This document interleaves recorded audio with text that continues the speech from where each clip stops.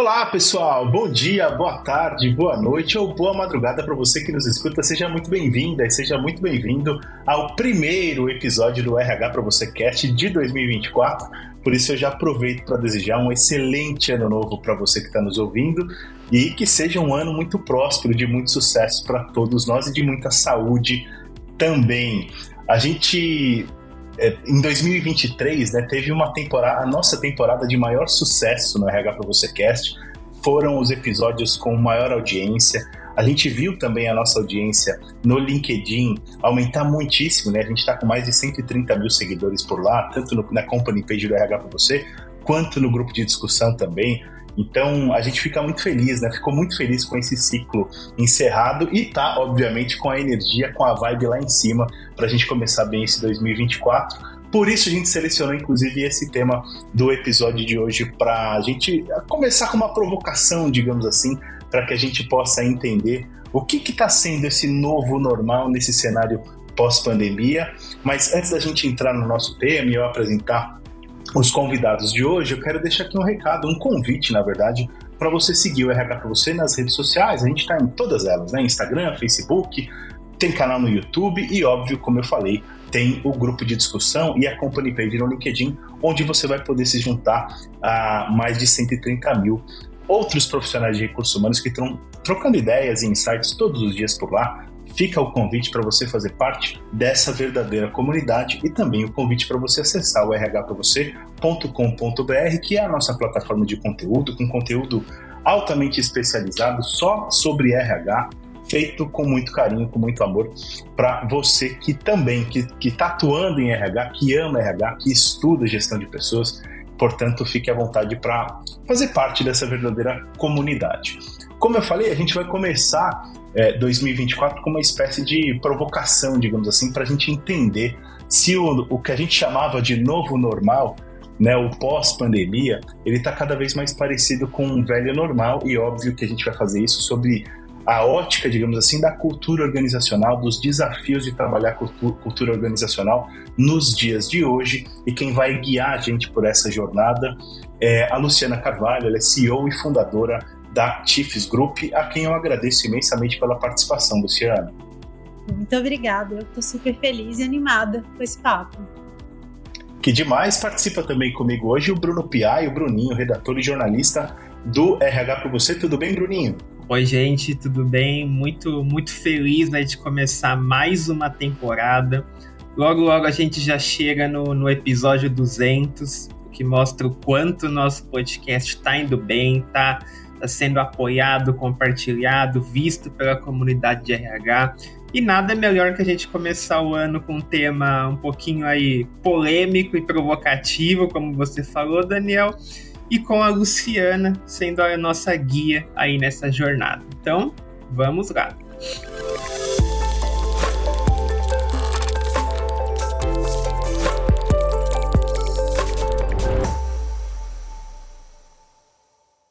Bom, vocês acompanharam, tanto no RH para você, quanto aqui no RH para você Cast também, que a gente tem trazido vários levantamentos, vários estudos em relação aos desafios e às tendências em recursos humanos para o novo ano, para o ano que se inicia. A gente tem falado bastante, obviamente, sobre a questão da cultura organizacional, e a gente vai falar mais hoje. A gente tem falado sobre desenvolvimento de novas lideranças, dos modelos de trabalho híbrido, home office, presencial e tudo, e a gente vai falar também sobre isso hoje.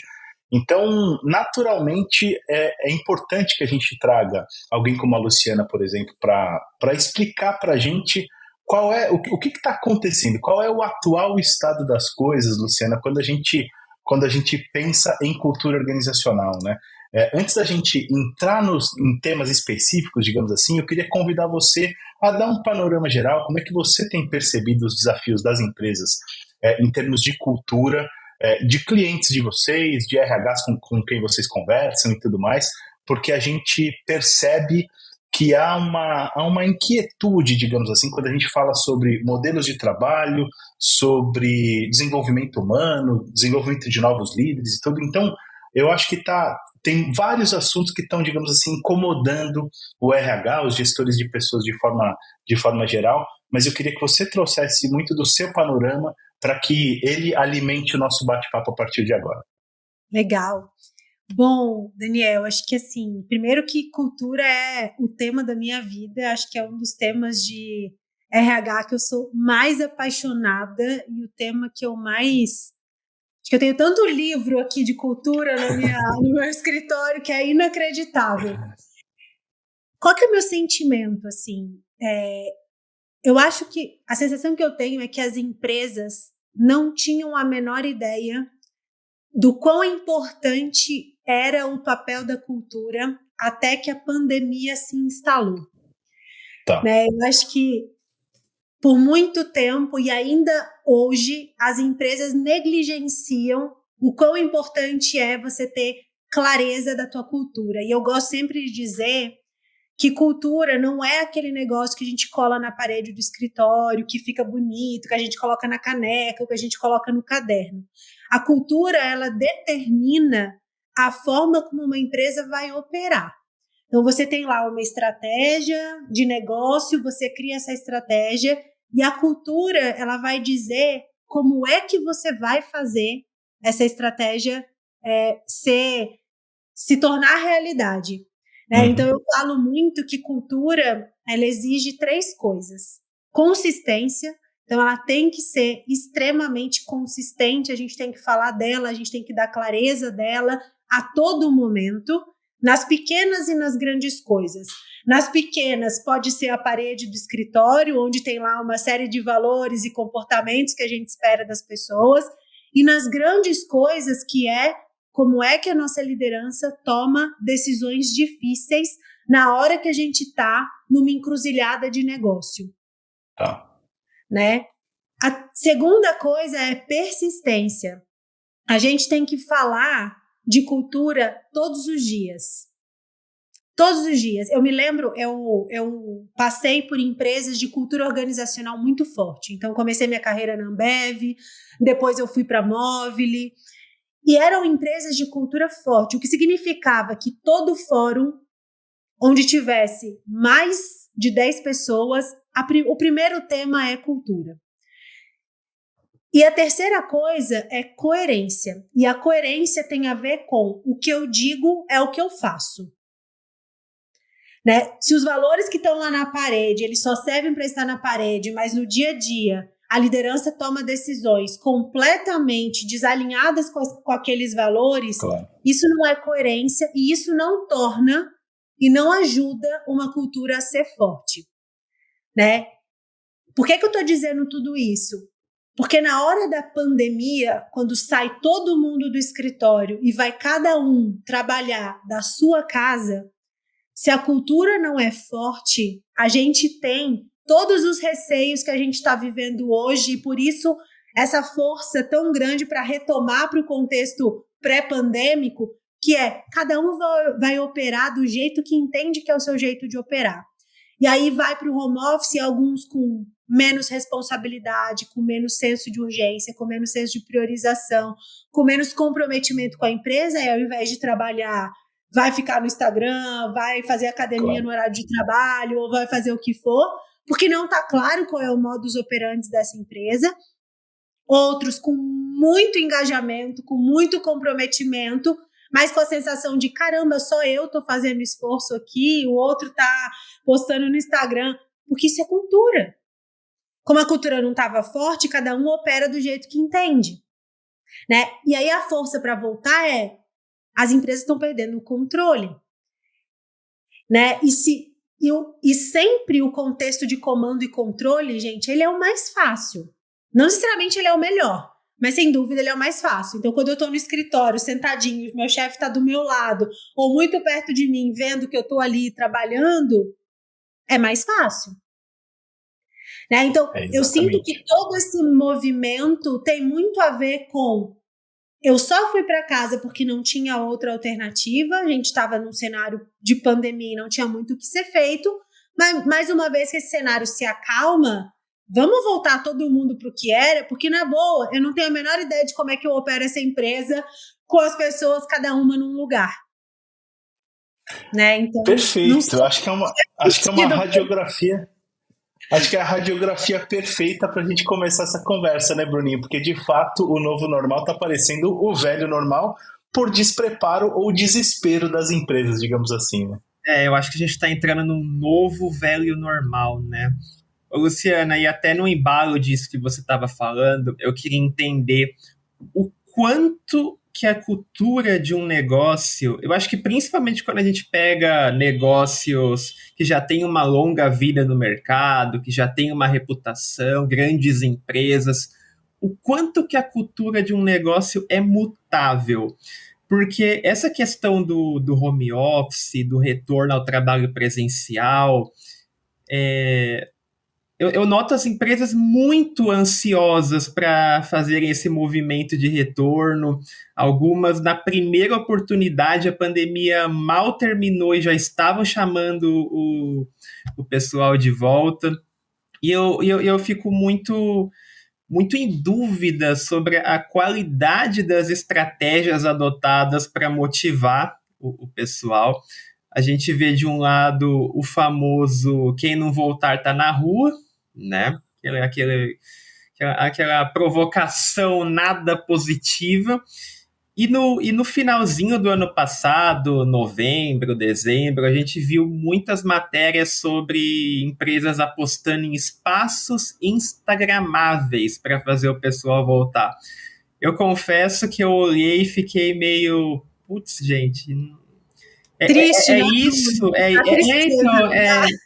O novo a bermuda é permitida de sexta-feira, sabe? Essa é a ideia. Então eu queria entender de você isso, o quanto que a cultura é mutável, até para a gente entender por que tem esse boom, esse desespero das organizações para voltarem logo para o presencial e deixarem até o modelo híbrido de lado. Eu não sei, Bruno, se eu tenho a resposta certa, né? Até seria presunção minha achar que eu estou dando uma resposta certa, porque eu acho que aqui é a minha análise da forma como eu interpreto os movimentos. Tem uma coisa que eu sinto que as empresas, elas simplesmente colocaram embaixo do tapete e estão ignorando solenemente, que é: empresas são feitas de pessoas. E eu aposto que não teve ninguém que não teve alguma mudança interna ou de mentalidade depois que a pandemia aconteceu. Todo mundo, gente, em alguma esfera se transformou. Transformou sua relação com o trabalho, transformou sua relação com a família, transformou sua relação consigo mesmo, transformou sua relação com filhos, com tudo. Isso as empresas estão ignorando.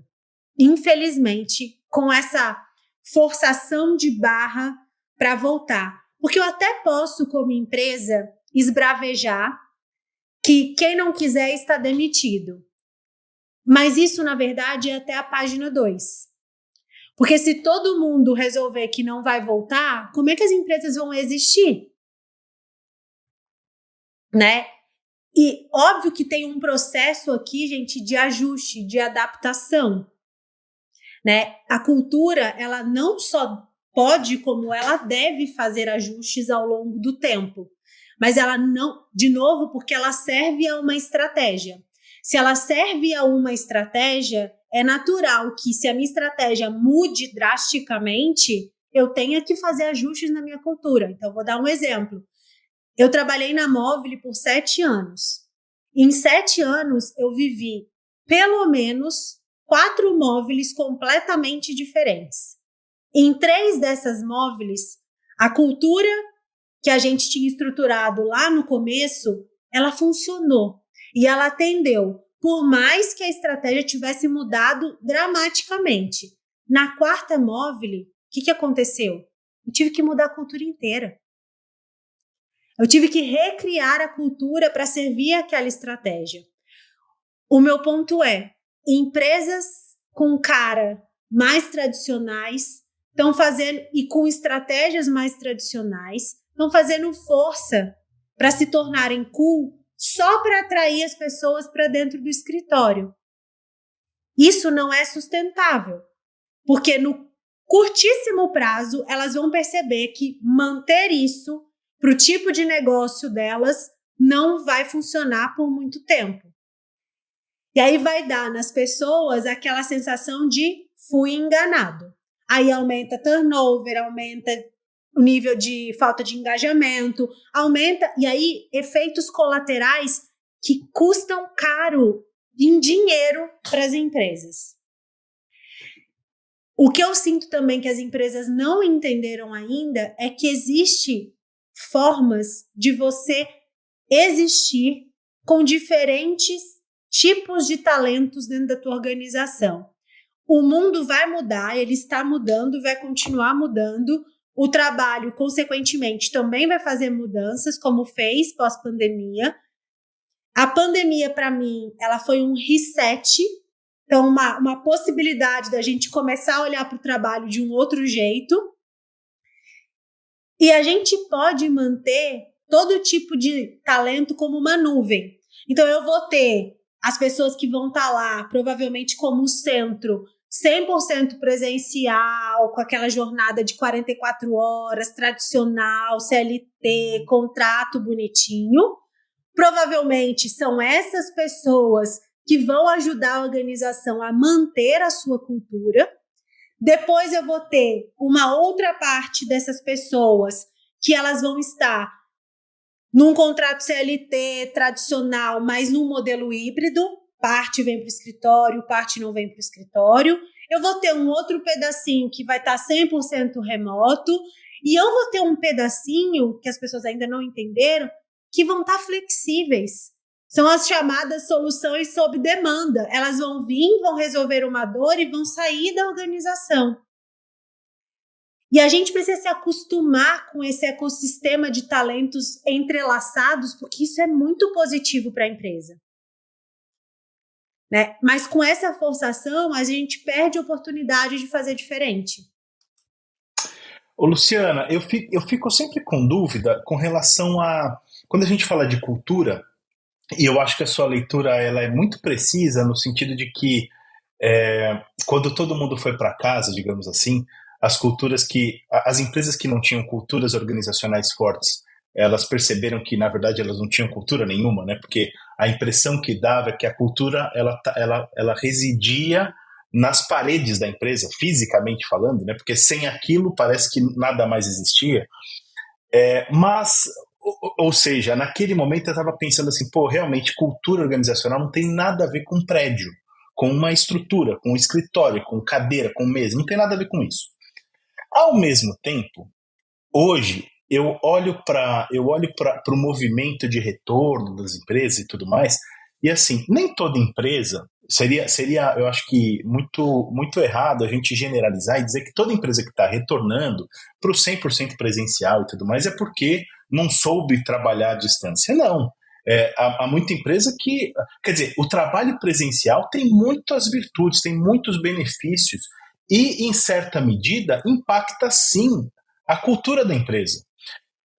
Qual é a medida saudável disso, Luciana? Qual que é, assim...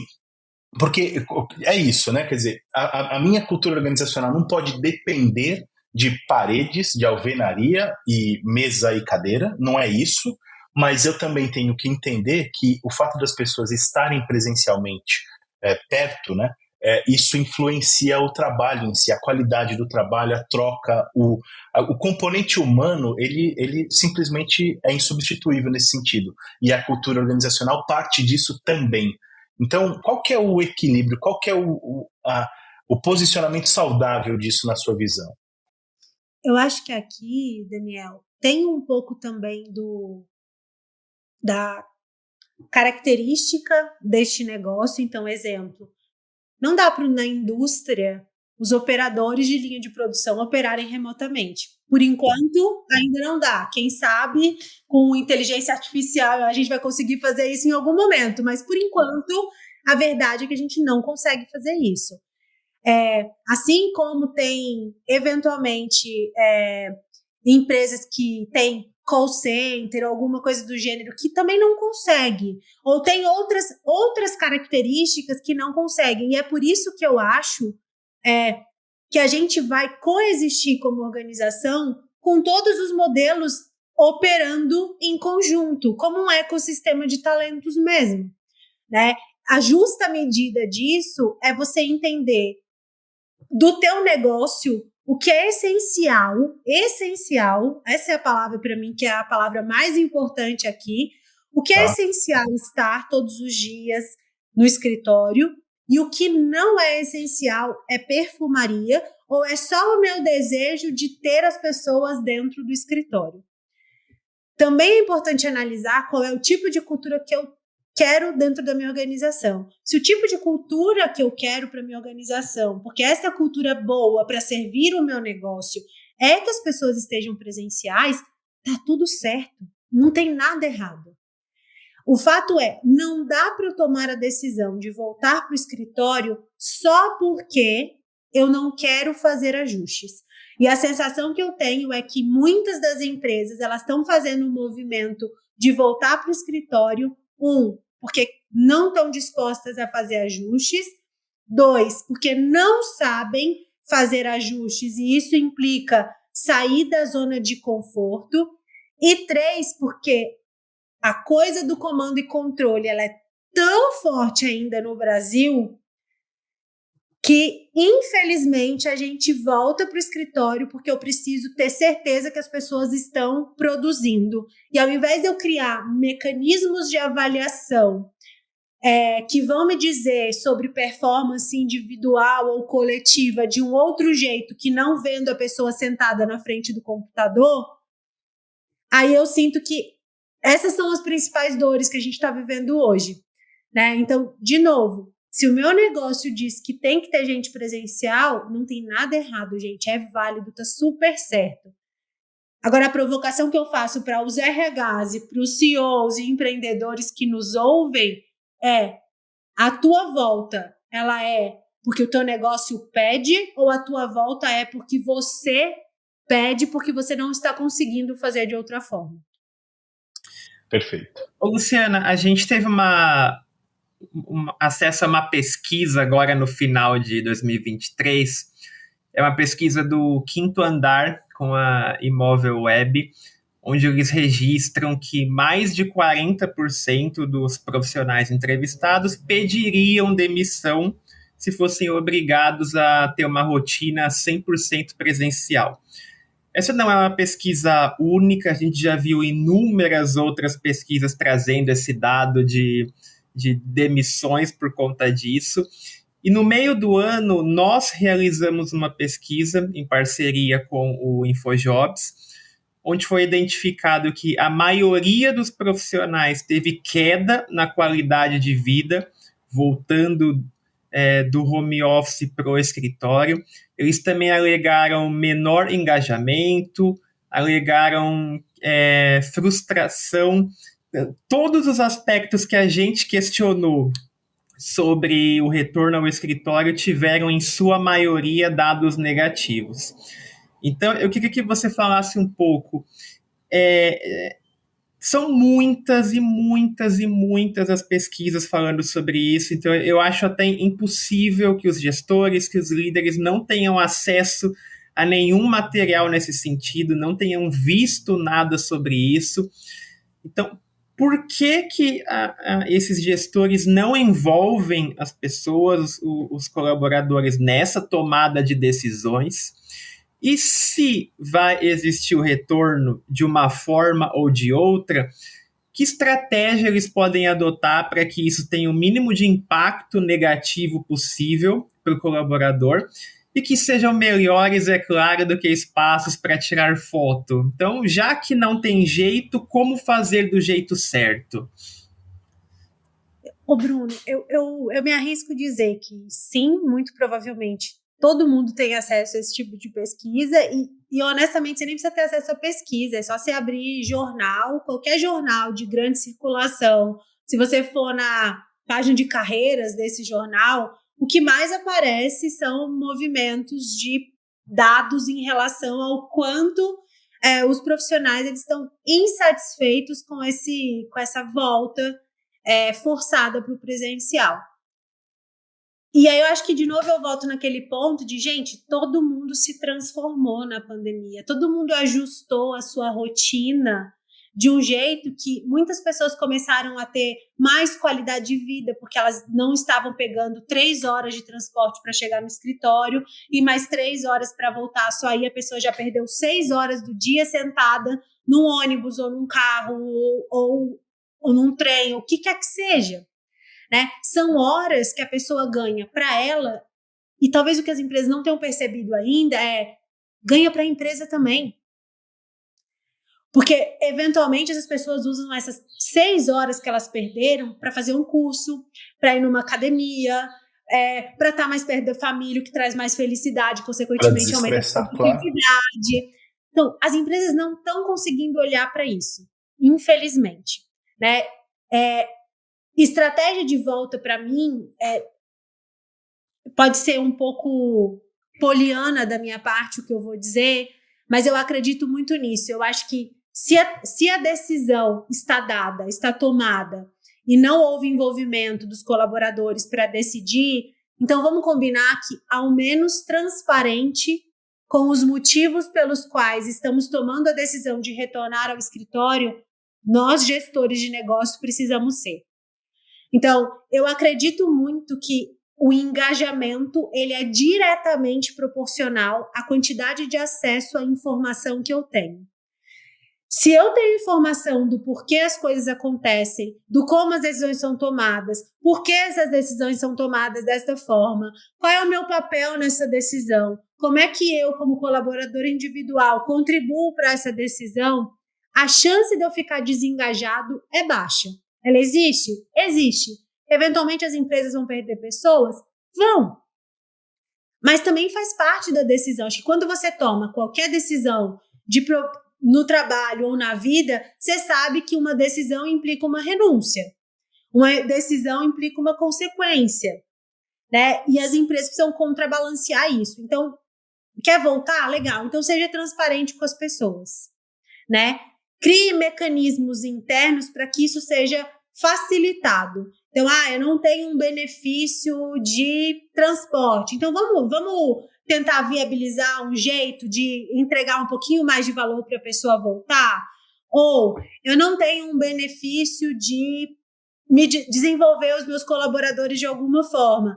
Então, vamos vir empresa, pegar 1 hora do dia daquele profissional e deixar com que ele faça alguma iniciativa para que ele possa se desenvolver.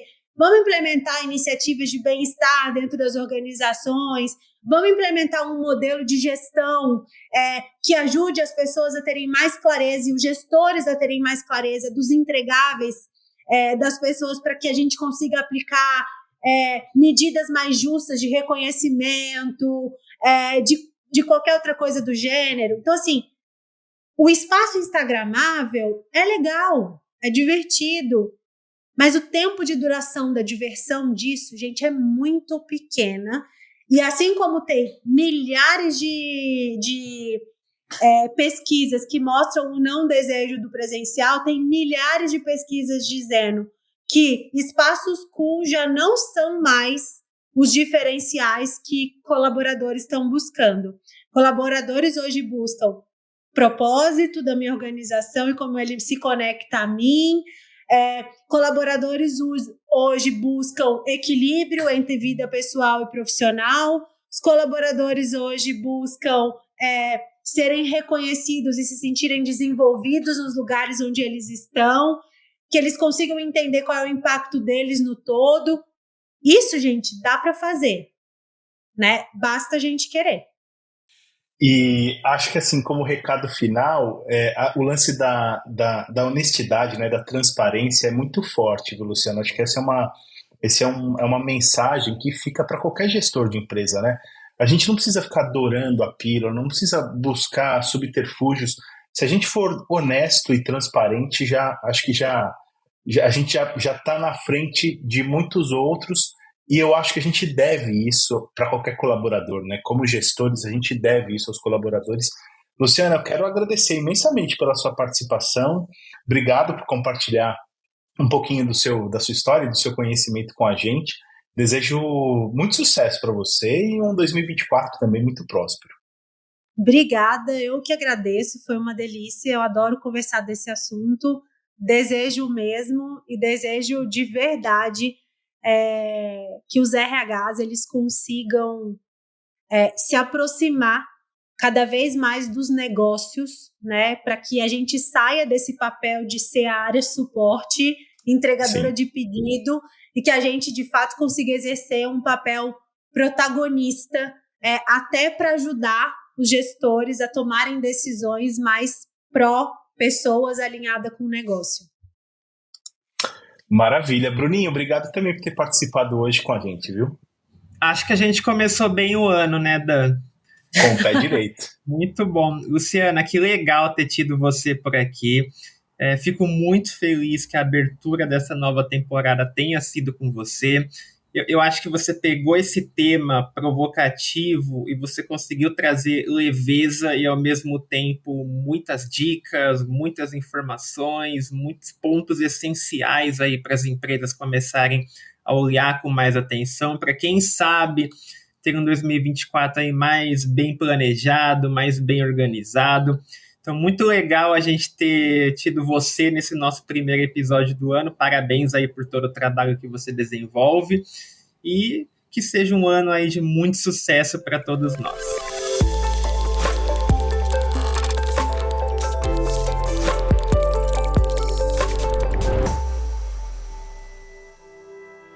E aí, curtiram o nosso bate-papo de hoje? Falamos com a Luciana Carvalho, ela é CEO e fundadora do Chiefs Group, da Chiefs Group. Quem participou comigo também foi o Bruno Piai, jornalista, redator do RH para você. E antes de eu finalizar, quero só deixar a dica aqui para você se inscrever ou assinar o feed do nosso podcast, do RH para você Cast, aí no tocador de sua preferência. Você pode estar ouvindo a gente pelo Spotify, pelo Deezer, pelo Apple Podcasts, pelo Google Podcasts, SoundCloud, não importa. Fica a dica para você se inscrever, assim sempre que tiver episódio novo publicado, a gente vai aparecer na página inicial do player. Mas você sabe que a gente tem esse encontro marcado toda segunda-feira cedinho, entre 5, 6, 7 da manhã. Tem episódio novo na área para a gente começar bem a semana, por isso eu aproveito para desejar uma excelente semana para você. A gente se vê no próximo episódio do RH para você Cast. Um grande abraço e até mais.